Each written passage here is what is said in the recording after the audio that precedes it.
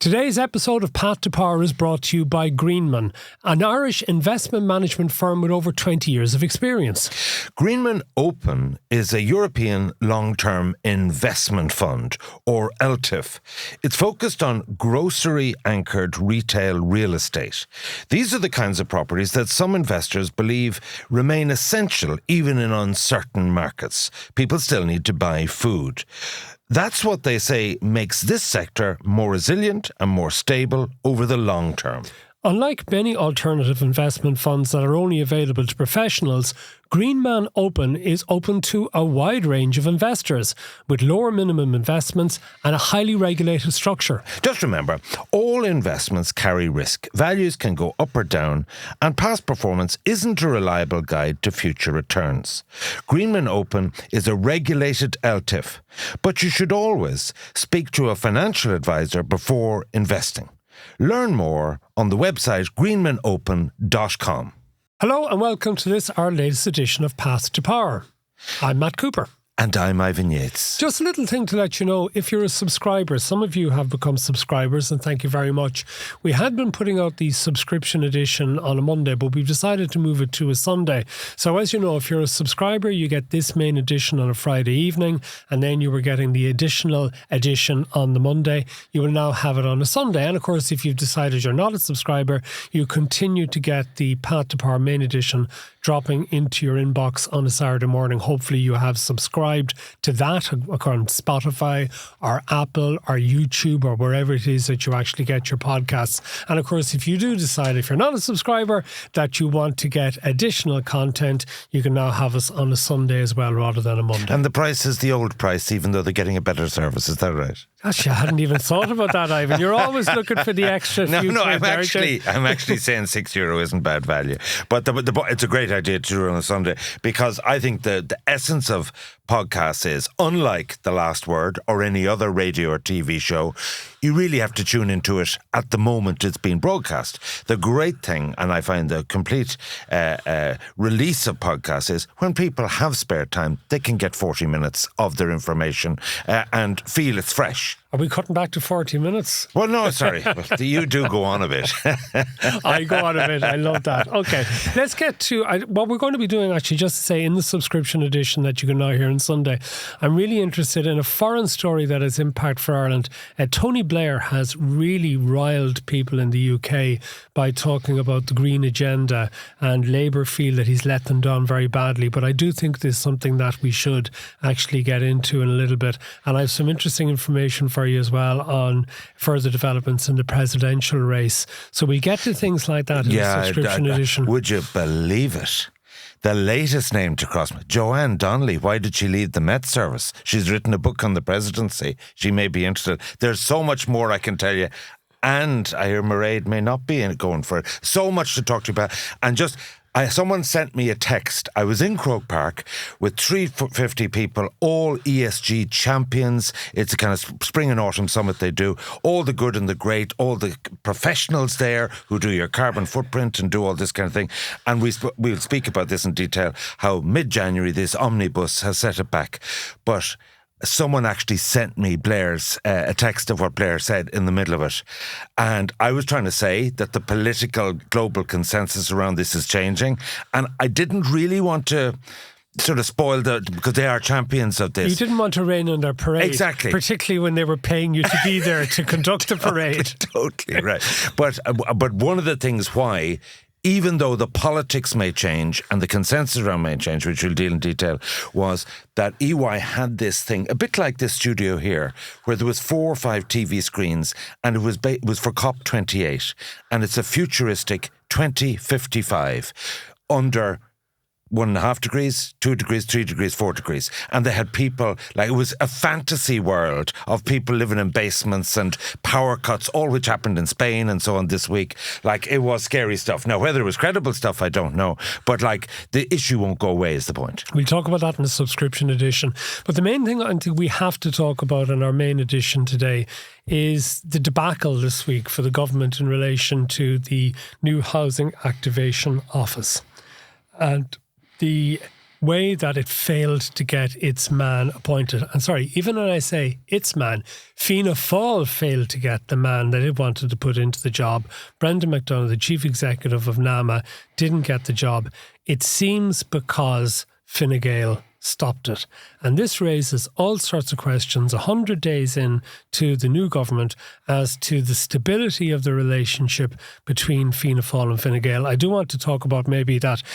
Are they in some respects missing Eamon Ryan and the Greens, that they were with the glue? To blame. Well, to blame, yes. But also that when you had three party leaders in the room, that there tend to be more consensus, that there's no mediator now when there's a problem between Micheál Martin and Simon Harris.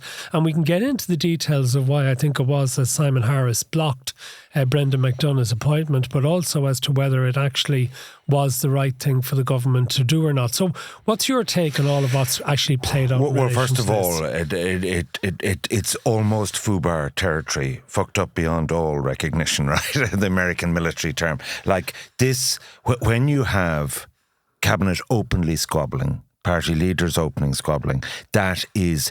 There's something beyond a systems failure here. In other words, we're crystallising on the failure to appoint a particular guy, but actually a whole lot of other things have to go wrong before a big thing like that goes wrong. And they are not accidents waiting to happen. They're actually incidents which you could have prevented. So, number one, we were going to talk about this earlier in the week in the context that Brendan McDonagh was going to get the job. And my personal reaction to that was this, that Brendan McDonagh and the whole NAMA thing, and I really would value your take on this because, you know, there are different figures in relation to, okay, here's the loan to value book, whether it was 80 billion or whatever, it was written down to 40 billion, and then the banks... Sorry, let's get the figures right here. Yes, yeah. It was 72 billion down to 31 billion. Okay. Exactly. No, that's why I was actually asking you the figures. And so therefore, the banks had to be recapitalised on the basis, and NAMA became the bad bank.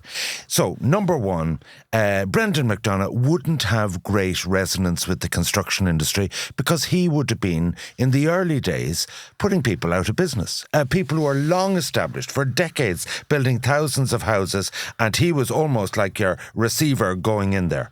Secondly, the 433,000 salary was outrageous. And what it showed to me was that, leaving aside the politics, that there's this golden circle. And it's the Department of Finance and DEPR, it's the NTMA.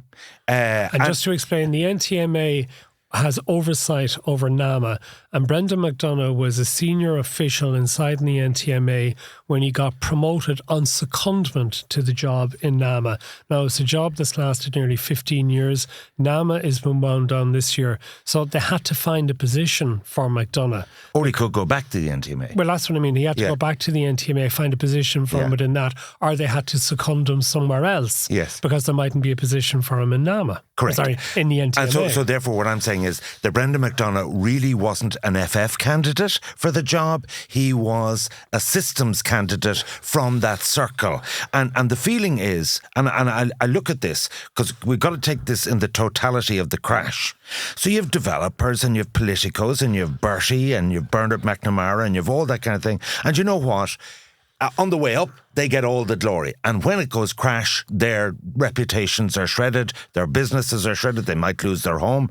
And the people, the golden circle who always survive, are the banks that are too big to fail, and are the state people like Brendan McDonagh who, whatever way the ball bounces, be it good or bad, they don't seem to pay any downside price, and they are best over. So that was my reaction, was this will not really connect. If the whole project is to get the boss, Niall Gleeson of Irish Water, to get the boss of Airgrid and to make things happen with on board Planola and judicial reviews and all, that is one thing where a public official could work, but the actual appointment did not sit well with the guys who are actually going to build the houses. Okay, well, let's talk a little bit about that before we get back to the actual Housing Activation Office, about McDonagh's performance in the job. So basically, just to recap a little bit, as you say, the loans were transferred over to NAMA out of the banks. Any loans property related over 20 million quid. It didn't quite sort out the banks as it was intended to, but that's another story. Anyway, the loans went across. So basically what McDonagh, who's an accountant, was put in charge of was a debt collection agency. That's essentially what it was. Or to sell the property as well? Well, it was the loans were transferred, and then the loans gave entitlements over the properties. So to repay the loans, you had to sell the properties or sell the land. And this is where you have an interesting track record. And as you say, he decided, alongside others, Frank Daly, the former Boston Revenue Commissioner, is very important to this process as well. They made decisions along the way as to how quickly they wanted to actually sell the loans and recover the money. And that's then where you would have had major rows with the likes of Johnny Ronan, for example, who would have fought with them, and others like Jerry Gannon saying, look, you're trying to get me to sell these loans too quickly. You got to ride it out. But I suppose what NAMA was thinking was, well, we can't be seen to do nothing. We have to see to do something. So a lot of those developers believed that the enforcement came too quickly. And the way the property market recovered afterwards, they would have been in a better position to not just repay the transferred loan, but actually more of it as well. Okay, so basically that was what they did in the early years. And I suppose what was also going to cause, which gave him certain connections, what are called the vultures, but actually are the foreign investment firms who actually helped rescue the Irish property market and who we still need for the construction of housings and apartment. At a time when there was no other buyer, would that be fair? Absolutely. So he would have had all the connections there. Now, what happened from about 2015 onwards was that NAMA, again a little bit under government instruction, and Michael Noonan had a press conference with McDonagh and with Frank Daly about this, was given the job of building houses as well, creating houses. So what it did was it sort of outsourced that work to some of the developers that would these still be had a relationship uncompleted ghost estates? Yeah, and that's sometimes that, but also just literally using land which was serviced and zoned, and let's build on it. But the targets there weren't met either. So, in fact, NAMA became a little bit more interested in commercial property development, if truth be told, down around the Docklands area, and took a carried interest in various things. So there would be... McDonagh got to know the property sector like that. You'd have to give him that. But they certainly didn't build as many houses. And he made all the controversial decisions. I mean, while they effectively bankrupted certain developers, others found favour. There was about 8 particular big builders who found favour. Some odd ones in there. The Bailey brothers, of Ray Burke fame, and the Planning Tribunal, and who had major court actions taken against them and revenue issuers, they suddenly got financing because NAMA became a bank to some of these developers. So all I'm saying in relation to that is McDonagh had a certain amount of knowledge and expertise and experience. He would have known about the planning issues and had the frustrations of that. But you got to wonder if he was the type of guy who would have had the personality and the character to actually persuade people to do things. And this is what comes back to what I think is a really interesting point in relation to all of this. The Housing Activation Office, right? Mm-hmm. And I've done a big piece for the Business Post in this, so I'm summarising it here, is that was there really a need for the role? What powers would it have? If there was to be a new office, should it have been, and there is going to be one still, even though it doesn't have a boss, should it have been in the Department of the Taoiseach rather than the Department of Housing? Was it not in the Department of the Taoiseach? No. I thought that was the decision. No. And that was... So, like the Custom House is the Department of Housing. They're also the Department of Planning and the Department for Local Government. I assumed that this was absolutely going to be in Merrion Square in the Department of the Taoiseach. You assumed, you got me worried now because I'm trying to bring back the press release that I read from James Brown. No, they report into James Brown. James Brown is going to be chairing various committees at the House of Activation. Well, just on that point. This is a really important point. No, it is really important. Because the Housing Commission wanted this office to be in the Department of the Taoiseach. And I think that's exactly where it should be. Absolutely. Because you have to have the authority of the Taoiseach if you're going banging on doors and saying to Airgrid, or if you're saying to Irish Water, or if you're saying to local councils, I want this done and I want it done now. If you have somebody who actually is reporting into the Housing Minister and who's reporting into the SecGen in the Department of Housing, they'll go, yeah, right, and then nothing happens. Where I got it, that it was under the Department of the Taoiseach, was from the Programme for Government. Oh yeah, right? well, no, that's not happening now. Okay, well, put it like this. So, and the biggest reason for that is that if you sit down and talk to the officials in the Custom House who are responsible for housing, this particular hiatus arose over 3,000 units, 450 million, which was waiting from October to March to be approved. In other words, the AHBs, the respondent, had signed contracts with developers, and they said, can we go ahead? And the Department of Housing said, well, actually, we're waiting for the Department of Public Expenditure to approve this. And so the whole point of the Housing Activation Office was to pole vault over the financial issues where the government, one hand, wasn't speaking to the other hand in terms of finance. And therefore, it actually makes no sense if it's stuck in the customer, but it's just another layer within a layer. Absolutely. So this is the major problem that a lot of people are pointing out. Leave aside Brendan McDonagh, leave aside the money and the rest of it. And if Micheál Martin was serious about making housing his legacy. Now, I know he's busy with lots of other things going on with the United States and the multinationals and the European Union holding the presidency next year. But if he was really serious about getting this done, then it had to be inside in the Department of Taoiseach. But there's worse, right? The James Brown statement that came out, some people are now thinking the accidental Minister for Housing, that he wasn't really supposed to be the Minister for Housing, but something went wrong in the cabinet formation and he was last minute shoehorned into it. Anyway, he's supposed to be the one that everything comes along to, and you sort of wonder, is he going to be strong enough in relation to this? But there's no powers. All the press release was just full of the usual waffle about we'll do things faster, we'll kick down doors. These are the problems. We know the problems. We've known the problems for years and years. Don't tell us what the problems are again.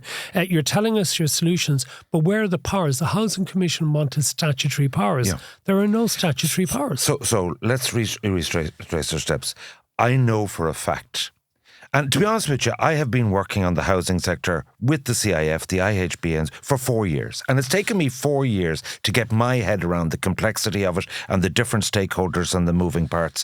And therefore, it's impossible for anyone, a barrister, James Brown, coming into this situation, it'll take him a year to at least get it all in his head. And it looks like he's going to be in the exact same situation as Owen Murphy, that he is going to be collateral damage and all this. But can I just roll back a few things? The first thing, there is a difference between Fine Gael and Fianna Fáil when it comes to housing policy. And let me try and characterise this.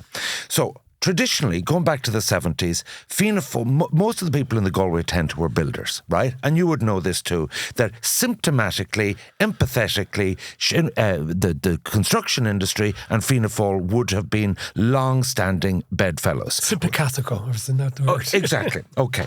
So therefore, when it comes to issues like Section 23, tax breaks, whereas Fine Gael are on the side, this is the Celtic smash. You know, they destroyed the country, they were too close to the developers, and therefore that's the first point of difference. The second point of difference is, particularly with Pascal, we take fiscal responsibility as the first thing it says on the FG tin, and therefore housing is secondary to the fiscal parameters.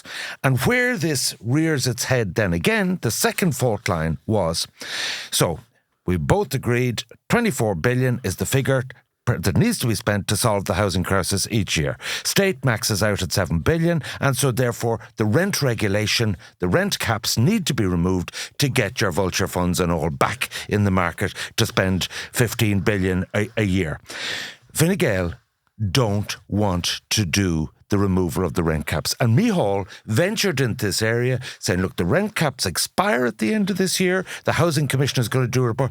Within 24 hours, Harris said, no, this isn't in the programme for government. We haven't agreed to get rid of the rent caps, which is a very populist and also opposition view. Keep the rent caps and so on. Even if they don't work. They might work for those who are caught in that situation. The rent might be 1,600 instead of 2.5 grand, but it doesn't work in terms of new housing and developing. So those are the kind of fault lines that exist. And so, and also I would say, take the issue of shoddy building, whether it was Mica or whatever. Fine Gael would be very sort of pro-regulation, whereas Fianna Fáil would be understanding of some of the issues that the way the industry works. So those are the fault lines that are there. So you have thrown into that sort of unspoken sort of division, and I'd almost call it a cultural division between Fine Gael and Fianna Fáil when it comes to housing. You had this idea, which really came from nowhere, was that the CEO of the Housing Activation Office, which was to be a whole of government thing, to get everybody from the monopolies, utility providers, to the planning system, to the judicial system, all in the one room and say, make this happen. So that actually wasn't a bad idea. And people like Michael O'Flynn were furious with Darragh O'Brien. When the Housing Commission, they put 2 years' work into it, right? Dermot O'Leary of Goodbody's, top people, right? And even some former civil servants. And trade unionists. So the report, was finished round about this time last year, April, May. They gave it to government. Government didn't publish it. Next thing, it was leaked. The Commission thought it was leaked by the government. And at the same time of the leak, Darragh came out and said, the number one recommendation, a house activation thing, is another layer of bureaucracy. We're not going to do it. So what happened was, behind the scenes, during the election, they lobbied and said, Micheál, can we take a walk down the River Lee here? And I want to tell you, you've made a mistake here. So with Darragh going out of it, there was an opportunity to revisit this Darragh issue. O'Brien, who had to go out of it because he had bigged up the housing figures for 2024 and they were wrong, and it was pointed out numerous occasions before the election that they were fantasy land, that they were not going to be, and yet... Do you think that's entirely fair? And sorry, he did overreach, but he did a lot of things that I could go through. Croí Cónaithe, things with the Land Development Agency, not as much, but Housing for All did a lot of good things. Yeah, but I see that's the nitty gritty in detail. Yeah, what it gets is. remembered is... You promised that there were 40,000 homes going to be built in 2024. It didn't happen. You misled it. And I think Fine Gael are very sore about that because Simon Harris and others went out to bat on those numbers and then they got kicked around afterwards. Well, you were going out giving wrong numbers and you should have known there were wrong numbers because there were people who were loudly saying these numbers are crazy. So this was a fiasco what happened yesterday, that Brendan McDonagh withdrew his candidacy. And let's be fair about it. I don't know whether this is a full-time role. If it's really banging heads together, 433,000 was too much. Well, okay, but there's a few things there in relation to what happened during not just the last week, but over the last couple of months. Initially, his name came forward. The Business Post had an exclusive that his was the name in the frame to lead this. And it wasn't really denied. There was a lot of speculation over the next couple of months and the rest of it. And then over the last week, his name very much came to the forefront. And James Brown said, yes, he was the name he was bringing forward. But clearly Micheál Martin got Fine Gael onto him because Micheál Martin started then, well, it's not a done deal. And then Fine Gael were saying, no, hang on, we haven't agreed to this at all. Which is open chaos. Yeah, this is really bad luck for the government. Yeah. This is an exceptionally bad look. So I think Fine Gael left himself looking at a position and saying, was right, okay, can we bloody Fianna Fáil's nose in relation to this a little bit? Is that a good idea? Right. Well, see, I don't think it is. This is what I'm saying. Is this putting manners on Fianna Fáil? Yeah. I think that maybe there's a perception in Fine Gael that Fianna Fáil were making it look like if housing is going to be solved, it's all going to be down to Fianna Fáil. Almost like Fine Gael, you go and deal with other things. But what if it's not going to be solved? Well, there is that as well. And there absolutely is that to be, which is why I think Micheál Martin hasn't put the office in the Department of Taoiseach and has put it in the Department of Housing. But that is a mistake. Which is a mistake. But it also means that if things don't work out, it's not going to be his lasting legacy when he leaves politics. So Fine Gael are in this position whereby they see this whole thing about McDonagh and... the idea that he would be paid the same for this job as he would be paid in NAMA. When NAMA in the end turned in, just remember, a profit, so to speak, of 5.6 billion, which looks like an enormous amount of money. It is an enormous amount of money, but when you look at 15 years of NAMA and you look at what it had, and if you look at how property markets... And its annual costs are 240 million a year. So you might actually end up saying that isn't such a brilliant performance. If that had been a private sector property company, given that portfolio back... And given what's happened to the property market over the last decade. Was that actually a terrific performance? But anyway, so you say, okay, it just looked nuts, the idea that you have somebody going in on, maybe you say, third rung in the hierarchy of the Department of Housing after the minister and after the top civil servant and getting paid nearly as much as the two of them together. Yeah. Just looks like, I don't think you can do that. You're going to have to reduce it. So Fine Gael can turn around and say, well, we've stood up for the taxpayer here. We're not allowing this job to be at this rate of pay. But it still creates this look of chaos in the government, which Eoin O'Brien and Sinn Féin are leading the charge, and they're quite right to. Absolutely. They're absolutely right. And in fact, Eoin O'Brien on Friday morning has a statement out, which I read through it and I went, yeah, I think nearly every point of that is absolutely valid, because he is pointing out that the big problem is this office does not have the powers. Yeah. You do not have the powers. So from that, I want to pivot into what is the 100 days of government and their report card. Oh, sorry, can I just say one other thing in relation to the Housing Activation Office, which I think puts the tin hat on it, right? So the office actually isn't all supposed to be one man. It's a group of people, right? And it's purposefully made up of the providers of infrastructure, the money providers, and all the joined up parts. The office is now come into being without a boss. Yeah. They are now advertising the position. It'll take 2 months, It's going to take months. And is it going to get somebody who is going to be there'll always be somebody, even if they set the salary now at 200,000 or whatever, they'll always find somebody to take it. Yeah. But will it be somebody who actually does have the requisite skills and ability to actually do it? Maybe they will, maybe they won't. I'm not getting into the argument as to the pay. But the idea is that this crucial office is now been set up, and they now will it'll have presumably an acting head. An acting head will have to be plucked from somewhere. What authority will that have? And I tell you, instead of kicking down doors, kicking the can down the road. Remember that phrase from the time of the crisis 15 years ago? We'll be doing a lot more of that. But you know what? We need to take a break because we're running way over.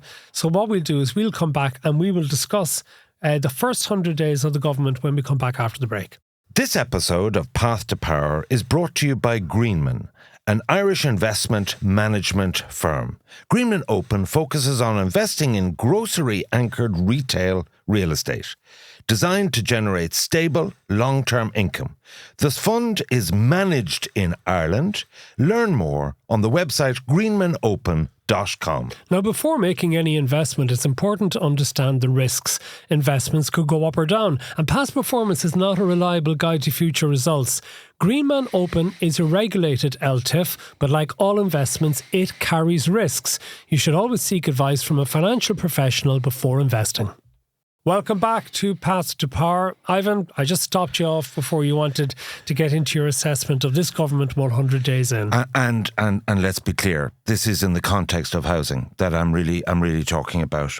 So, a couple of things. First of all, people forget that there was a housing emergency in 2016. Graham Doyle was sent in a SecGen in 2020 when there was a total emergency in terms of housing. We're now in 2025. So, some of this has been background music. So, why I'm only giving the government a 3 out of 10, and I'm going to be very harsh here. I thought you'd been generous. Well, put it like this. And I'm resting this at the Taoiseach and the Taoiseach's door. Number one, this government completely lacks any rhythm.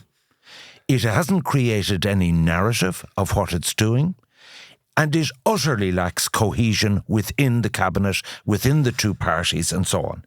And only two people can fix that. And you know what? They need to cop on to the fact just because they're going to be in power for 5 years doesn't mean, as long as they hang together, that what they say counts. They are losing the audience rapidly. They need to absolutely rethink their communications, their cohesion and their work rate together. And this is only the latest episode of something. The other thing they're doing completely mistiming their diaries, but their efforts and their energies, and that is this.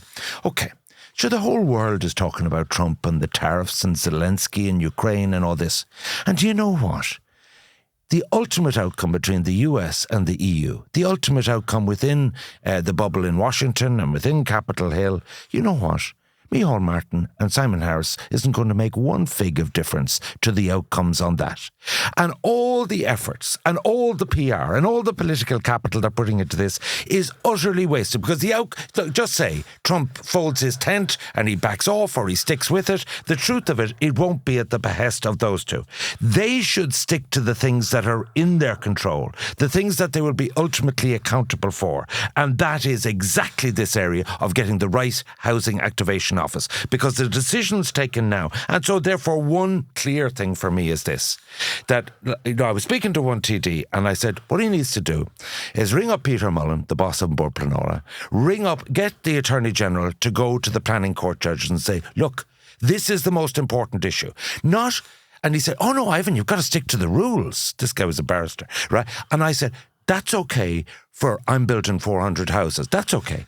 But for a national infrastructure, be it the cap on Dublin Airport, be it air grid plans since 2014, lying on desks 2031 before where this is publicly owned, publicly funded, to provide the public good in terms of sewerage and water and all this kind of stuff, there should be a different set of rules, because this is in the national interest, as opposed to a private developer and a particular apartment development. We have a national emergency at present, but we don't have the sense of urgency. And when I say we have a national emergency, there were some startling figures this week as well about the amount of young people who are emigrating, and really interesting that is now young women are outnumbering young men who are actually going.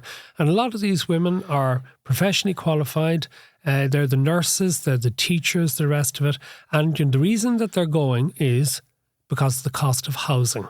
A lot of them are leaving because they can't afford the rent, they can't afford to buy. Or they have to commute very long distances. Or they're having to stay with their parents at a stage when they want to be out and about and living their own lives away from their parents. And young women, for the first time, I think, in the history of emigration of the state, are outnumbering young men. And if the government isn't going to get a colossal kick in the ass in 2029, they have to deal. They have a target of 300,000 new homes that have to be built. There are experts who will say that actually isn't enough with the demographic trends that we have in the country. We have all sorts of housing that is actually needed for young people. We need housing for older people who want to trade down. We need student accommodation. We are building nothing like what we need. All that is on the demand side, right? Yeah. And I get that. Let's talk about the supply side. In 2019, apartments for those people, 2 billion was spent. So it was actually blocks and mortar put in the ground, hard hats. The analogous comparable figure in 2024 had gone from 2 billion down to 160 million. Yeah. And it's heading towards zero. Yeah. Because actually there's no deals being done in terms of the only apartments being built at the moment are for the state, effectively. Exactly. So the point about it is this. In terms of solutions, build the infrastructure, do the national planning thing, rezone the land, deal with some of the compact density issues. Like, the solutions are all there. Like, but there isn't the will. This is the point. And I think we've said this on this podcast a number of times, and I've quoted the Mayor of Limerick, John Moran, on this previously, from his experiences in the Land Development Agency, where he felt there just simply wasn't the will to be ambitious to actually do things. And, you mentioned last week on one of the editions of the podcast as well about this land and industrial estate in between Finglas and Glasnevin. Yeah, Ballyboggin, the new town. I mean, that should be just absolutely accelerated. But again, the problem here is, I'll bet you as well, if there are efforts to accelerate it, opposition politicians will complain, it's too high, it's too dense, and the rest of it. Well, Dundrum, Clonliffe. Sorry, but part of the reasons that they'll object as well is, and there's a degree of cynicism here, is that they will object because they don't want the housing crisis to be solved, because they want to take advantage of it to get the votes to be in government the next time round. But can I say, just in relation to the performance of the government, the government managed to get itself re-elected, or shall we say, the main two legs of the previous three-leg government got itself re-elected on the basis of continuity and being able to continue doing things that had already been started, and competence. We are not seeing any continuity and competence. We're seeing ministers talking about, I'm trying to read myself into the situation, as if they hadn't actually been one of their colleagues in the office beforehand. Competency, it's the usual. They're acting like commentators rather than actually going and solving issues instead of doing things. I'll give you another example. I mean, one person who is doing some things and who does seem to have hit the ground running is Jim O'Callaghan as the Minister for Justice.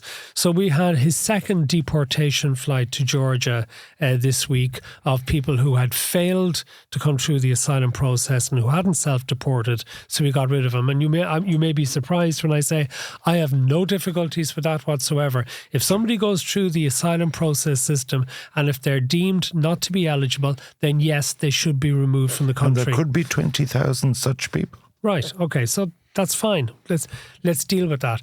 But one of the other things that came up, and we'll get back to the performance of the government in a moment, but I think you may have heard as well during the week, I was fascinated. I interviewed the president of the Prison Officers Association, and it was absolutely fascinating what's going on and in our prisons at present. So they have a major problem with drone delivery of drugs and other contraband, and all sorts of problems with the netting that they're putting up, that literally the drones are dropping firebombs. And phones in it, and the whole way to run the business. First, yes, to burn open the nets, and then they drop in I mean, there's believed, I mean, at the moment, apparently, there's an oversupply of drugs, apparently, in our prisons. So much stuff. Apparently they're making a fortune because the gangs are controlling the supply. Yeah. And consumption of drugs. It's a long way from sort of things like the drugs being put into tennis balls and people coming along and hitting the tennis balls over the wall. And can I just say on this that, surprise, surprise, if you want to know what's happening to prisoners, go speak to the prison officers. If you want to know what's happening in the Gardaí, go speak to the Gardaí. Yeah. If you want to solve the housing problem, get Stephen Garvey at Glenveigh, get Michael Stanley at Cairn Homes, get Michael O'Flynn, the boss at Castletorn, 5 people in a room, and they'll tell you very quickly how they're going to build out. But can I just on the prisons thing? Yeah, the prisons, sorry, they'll point. So that was one thing. And then he came across the amount of assaults that are taking place, dangerous assaults against prison officers, but also prisoners attacking each other. And the simple reason is overcrowding. Overcrowding, we are running at about 30% over capacity, which leads to two things. One night earlier this week, something like 350 people sleeping on mattresses on floors inside in cells. The other thing that happens is early release. There are serious criminals who are getting lengthy sentences who are being released. A guard was in touch with me in the last word, gave me the example of a case down in the southeast of a country, well-known shoplifter, multiple offences, 6 months in prison, released after 3 days, right? I have no reason to disbelieve the accuracy of that. So we already, 1,000 people in the last year have been kept less than 24 hours in prison. Yeah. But let's focus on the solutions. What I found extraordinary from that Galway POA conference is, in our optimal, highest tech, most modern, is Portlaoise Prison.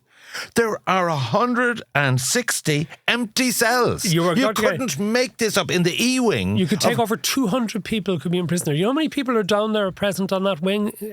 5.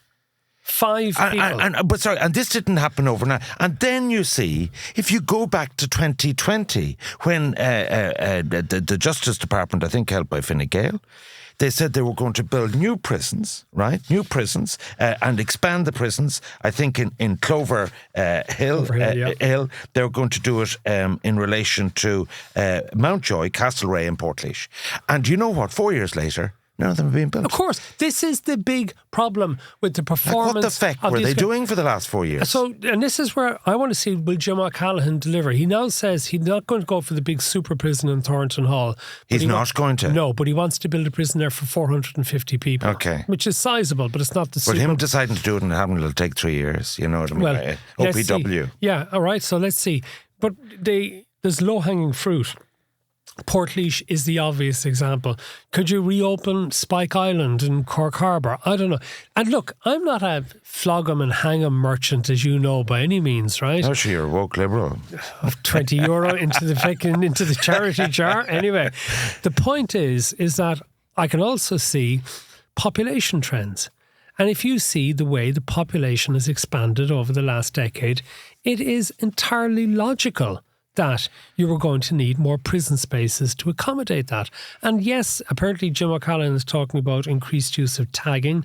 That's great. Go and do that. And there are other ways that you can have. And rehabilitation is important as getting as an important part of the justice process, which we don't do. But we need more prison spaces. We need more prisons. So that is one example of paralysis of delivery in terms of a basic thing, like would you please go fill those 160 cells in Portlaoise? The guys are telling you they're empty. But to give another example, because I was actually going through all the cabinet ministers, who would I give a rating above 6 out of 10? And the only one I could actually say has done so, like there's a lot of things like the Grace Report and, the Arts Council, 7 million, so on.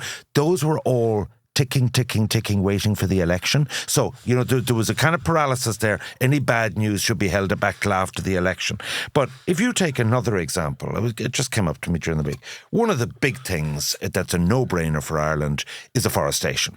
So 33% of Europe has forestry. In Ireland, it's 11%. The national target is to get to 18%. Storm Owen actually destroyed 3 years planting production. So the target each year is 8,000. We're only actually planting 2. So you go ask Greenbelt, who've since 1982 planted 600 million trees, right? They know what they're doing, right? All over the world. And so the fact of the matter is, again, if you want to find out what's happening, go to the guide.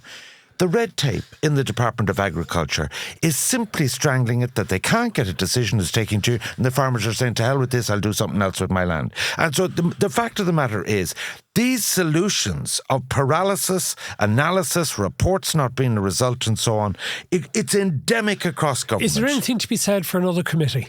That's the way it is, the old Father Ted line. Is there anything to be said for another mass? Or czar. The government, we'll set up another committee and we'll draw up another plan. Implement the shagging plans. That is the big problem. So what would you give the government? If I give them 3 out of 10, lack of rhythm, cohesion, narrative, and simply, even giving them the benefit of a honeymoon, because some of them are newly in department, they've been a huge disappointment. And actually, there's 2 things going to go even worse for them. One, they had tens of billions to throw at problems. The money is going to dry up. And the second thing is, the nearer you get to 2027, Micheál is going to be on borrowed time. He'll be at the beginning of the end of his career. And so therefore he's going to lose authority. So I see those 2 factors. Things are actually, people who say who's next and all this kind of thing, things are going to get worse unless they do things immediately. Well, I'll give you a couple of things on that. And I just go back to the point I was making earlier, which is that for all, they had the Greens as the mudguard the last time round. Well, they did hold up things, the Greens. No, I'm not absolving them. No, I'm not. No, but that's not the point I'm coming to. In fact, no, I'd agree that the Greens were actually an issue in things to getting things done as well. However, when it came to the relationship, the relationship between Fianna Fáil and Fine Gael changed when Leo Varadkar made way for Simon Harris. So Simon Harris has a different way of doing things, and he's much more competitive. I don't know. Maybe he's a bit more. He's determined to be in the limelight all the time. Yeah, right? Yeah. Okay. Attention-seeking. Yeah. So I think Eamon Ryan, and then to a more limited degree, Roderick O'Gorman, because they were coming towards the end of the cabinet. But Eamon Ryan in particular there was this meeting on a Monday night before the cabinet meeting on a Tuesday where the 3 party leaders would get together and they would hammer things out. I suspect that if Eamon Ryan was still in cabinet, and if you came to the Brendan McDonagh issue, that it would have been sorted out before it became such a chaotic. Very good, but that's what I mean by cohesion. There just doesn't seem to be the systems in place to anticipate problems, deal with them before they come into the public layer. And also, what you're saying to me has me thinking, despite the fact that they have a solid majority and they have an agreement on the rotation of Taoiseach to take them all the way to 2029, is that any more guaranteed or certain? Totally. Because they look after their own jobs. They will, but I suppose if you look at self-preservation. But they have to, because a government can become very unpopular very quickly. If you look at what's happening in British politics at the moment, right? And Keir Starmer wins, albeit with a historically low share of the vote because of their peculiar first-past-the-post system in the UK. He wins a massive majority. Now, today, Friday. He wins on 35% of the vote. Exactly, that's what I'm saying, yeah. That's the thing, because of their peculiar first pass. Yeah. So you then have the situation whereby we're here on Friday morning, and in the small hours of the morning, after a recount, there's been a by-election in Runcorn in England, which Reform has won by 6 votes, right? Now, what's really interesting about this is apparently that's the lowest ever margin of victory that anyone can remember in a by-election in that. But Runcorn and Helsby is the name of the place. Labour had a 14,700 majority for the last election. There are extenuating factors. The circumstance of the by-election was the Labour MP had assaulted someone and it was toxic, his shadow that he cast over it. But the second thing, watch out, do you notice that some of the migration pressures have eased? People coming over the border? there's been somewhat of a relaxation under Starmer of the attitude to migrants against what the Tories did. And whether you like that or not, the fact of the matter is the Reform vote is an anti-migration vote. It is. And you sort of have to wonder, could this again surge in Ireland? Because you would have seen what happened last week, O'Connell Street, last Saturday. How many people were at it? Because I saw 10,000, 100,000. It seemed to me about 10, 20,000. Which, that's probably right. Michael Clifford from the Irish Examiner wrote a very good piece on this, and I interviewed him on The Last Word on Monday about it. And he said, look, everyone loves making claims and everyone claims to be an expert in relation to the size of crowds, he said. But he said he was down by the GPO, and he said even though people were sort of ambling along, it took an awful long time for the crowd to pass the GPO to go around. He said, look, this was a big, sizable crowd no matter what. It raises a really interesting question as well. When you look at the likes who were on the stage, first of all, you had this sort of virtual Conor McGregor appearance to sort of started off. It filmed up at the Garden of Remembrance a couple of days earlier, as sort of an incitement to the crowd and all the rest and of it. And all resonance of Easter rising. All this sort of stuff like this, and we must fight and all this type of stuff. And then you get a bunch of, and in fairness, you have to say, they are elected councillors. Gavin Pepper, Malachy Steenson, Phil Sutcliffe, who was McGregor's mate, the former boxer and stuff. And they're all on the stage. All of which were unsuccessful in the general election, it should be said. Absolutely. And they were pretty anti-Shinner, weren't they? They were, but traitors. You see, so there's a few things in relation to this as well. And you would say, look, these people failed miserably in the general election. Some of it blamed on they managed to split the vote by having too many candidates and stuff. But look, they didn't actually appeal to a sizable part of the audience to win seats. But you can't take it for granted that they won't come again, right? And then you have the really interesting thing. I mean, some people were complaining that, don't call me far right because I was on that march. I'm entitled to have my opinions about immigration and all the rest of it. But think of it this way. If you are on the march, and if you then stand around and you start applauding Steenson and Sutcliffe and Pepper and these guys with their anti-immigration rhetoric, how can you say you're not a supporter of the far right? How can you say that, well, I'm just a concerned citizen worried about immigration, but when you have this inflammatory stuff... Well, just square your own circle. Right. Like we discussed the deportation thing, which you didn't have a problem with. You said that if people are refused asylum and they're not eligible under the EU Asylum Pact, what is to be done with them? Like that is a kind of loose connection on your circle. But the people who go and speak at the O'Connell Street last week are the type of people who stir up anti-immigrant sentiment to make it dangerous for them. They're the type of people who don't want immigrants coming in, who claim incorrectly, wrongly, that we are diluting our Irish national identity because of this. And I tell you this much, any of those people, and I hope it never happens to them, but if they have a road accident or if they get ill, I'll tell you this much, when they're brought to hospital, they'll be very feckin' glad to have the immigrant nurses and doctors looking after them and the porters and all the rest of it. Man, I have to correct you on this point.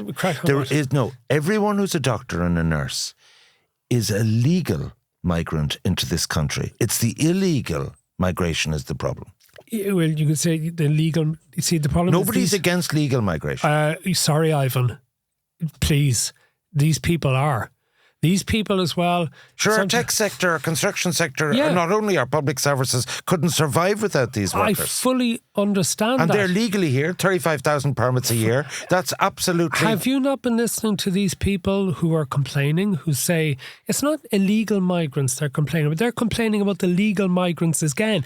I think they're complaining about the IPAs. The people who some of which are of dubious origin and some of them aren't entitled to. And we would, like, for safe countries and that, we have been a soft... I know that. So don't be naive about these people. That's the slippery slope you go on. If you're naive about the idea that, we're only against the illegal immigrants, that's how Nigel Farage started out, right? That's how Nigel Farage in the UK and the rest of it. And don't forget the Brexit thing was about taking back control of our borders, and we don't want the people from the EU and the rest of it in here as well. So where we disagree is this. I think... it is legitimate to have concerns about illegal migration into this country, about the systems of coping with that and approving that and deporting people. that does not mean you're far right. I never said that. Okay. I never. That's my point. But yeah, but that's, you see, this is where it comes to easily get misrepresented. It's a grey area, really, in terms of rhetoric and name calling. But the rhetoric that is coming out now from these people is not just about the international protection, asylum centres, whatever. It's about the number of migrants who are living in communities. They say that communities are being swamped and the rest of it. And, even if we've nothing against legal migrants, they do. You listen to them. You listen to the way they talk about how the character of places has been changed and all the rest of it. It's a dangerous trend and it can't be actually easily explained. So we've some big topics to deal with, but I just can't resist in the subscriber episode. But you heard this story. You just couldn't make it up. So here we have a situation of a 2-year campaign post-Ryan Tubridy of RTE poverty ending up in a bailout for 3 years of 725 million. So Patrick O'Donovan comes in and on foot of the Arts Council IT thing that squandered 5-7 million or whatever, his department sent out to everyone else in the rages, by the way, have you had any IT flops? And what comes out from the people, the organisation that are supposed to be the vanguard of transparency and accountability in terms of national broadcasting, national journalism, what comes out in the wash of this audit? It seems that RTE didn't tell the world that they signed a contract in January 19 for an IT system to bring together their HR and financial systems to replace 5 legacy systems. And the first time it had to be aborted, and then they went at it again after COVID, and the second time. So the 2.3 million was lost the first time around, wasted, flushed down the toilet. 1.3 million flushed down, a total of 3.6 million written down for a failed IT system. Did we hear a word of this? And all that they were all dying of the hunger out there, and there was going to be no programming, and this and that and the other. And what they're incinerating money in Donnybrook. Well, can I give you an even better line than that? Front page of the Irish Daily Mail, Friday the 2nd of May. The headline is, RTE chief left in the dark on 3.6 million IT write-down. And the first paragraph of the story says, the RTE boss Kevin Backhurst only found out about a 3.6 million write-down on a failed IT system when the media minister wrote to organisations requesting details on projects that cost more than 500,000. We had months of a CFO, the former CFO, the new CFO, saying all the systems they had for audit and accounting and so on. And he wasn't even aware that actually 3.6 million went under the carpet and no one found it. We better leave it there. We have lots to get through in the subscriber edition. As we promised at the start, we're going to be talking about Tony Blair and the Green Agenda. And the whole Green Agenda, yeah. We're going to talk about kneecap and our position on Palestine, a unity referendum. What Leo Varadkar, has he become... And John Deasy's article on that, I thought was very interesting. We'll talk about alcohol labelling. We'll also talk about the potential of a vote for president for people from the north of Ireland. There's a lot of things happening on the president. What did you make? Did you hear Mary Lou was on the Late Late? Let's talk about that. Yeah, and also the US-Ukraine deal. We may get to that. We have lots to get through in the subscriber edition, which will be available to those of you who subscribe at the bargain price of €6 a month by getting on to patthepowerpodcast.com is where you can and if they've any questions... they can send them in as well. I've one or two I didn't tell you Mail at patthepower, is it? What is Mail it? at patthepowerpodcast.com. Okay, right. Yes. No, keep them sending. We do answer them. We do. Matt is a bit tardy, but you get used to that after a while. At least I look at them. Anyway, that's all we have time for on today's show. So from me, Matt Cooper. And from me, Ivan Yates. Thank you very much for joining us.